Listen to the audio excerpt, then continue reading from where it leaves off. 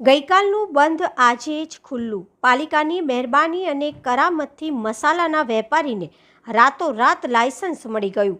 આજે રોકડા કાલે ઉધારની કહેવત વ્યાપારમાં પ્રચલિત છે. વડોદરા મહાનગરપાલિકાએ વ્યાપારમાં ગઈકાલે બંધ આજે ખુલ્લુંની નવી કહેવત ચલણમાં મૂકી છે. શહેરના એક વરિષ્ઠ ધારાસભ્ય અવારનવાર ખાદ્ય પદાર્થો, પીણા, મસાલા ઇત્યાદિમાં ભેળસેળની બૂમો પાડે છે અને તપાસણી સઘન બનાવવા તાકીદ કરે છે. પરંતુ મનપા મરજીની માલિક છે અને સાંભળવું હોય એ જ સાંભળે છે અને બાકીનું આ કાને સાંભળી પેલા કાને બહાર કાઢી નાખે છે.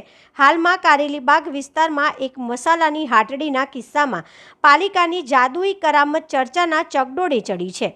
આ હાટડીને મનપા દ્વારા એક દિવસ જાણે કે શુભ મુહૂર્ત કાઢવાનું હોય તેમ બંધ કરાવવામાં આવી અને બીજા દિવસે ખુલ જા સિમ સિમનો મંત્ર બોલીને જાણે કે ખોલી આપવામાં આવી. પાલિકાના વર્તુળોનું કહેવું છે કે પરવાનાની ચકાસણી માટે દુકાન બંધ કરાવવામાં આવી હતી, તો પછી એક જ દિવસમાં પરવાનાની ખામીનું નિવારણ કેવી રીતે થઈ ગયું? વહીવટી એટલો તો કેટલો ગતિશીલ છે કે રાતોરાત પરવાનો નીકળી ગયો. થોડા સમય પહેલાં એવી ચર્ચા જાગી હતી કે ફૂડ લાયસન્સ જોઈતું હોય તો પાલિકા કચેરીની સામે એક ઝેરોક્સ સેન્ટર છે, એની મુલાકાત લઈને વહીવટ સમજી લેવો. બાકી તમારી અરજીથી પડતર અરજીઓની સંખ્યામાં એકનો વધારો થઈ જશે. સમજદાર લોકો ઈશારામાં સમજી જાય છે અને જે ના સમજ છે એ અટવાય છે. સાચું ખોટું રામ જાણે, બાકી આ બધું લોકચર્ચામાં છે. શહેરમાં ઉનાળો બેસતાની સાથે તાજા મસાલા દળી આપતી ચક્કી અને આખા મસાલાના વેચાણની હાટડીઓ મંડાઈ જાય છે.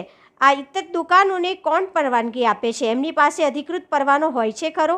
નમૂના લઈને ખાદ્ય મસાલાની ગુણવત્તા ક્યારે ચકાસવામાં આવે છે ખરી?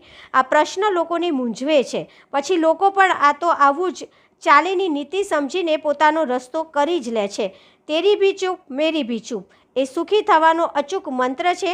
તેને સમજનારનું કામ આસાન બને છે.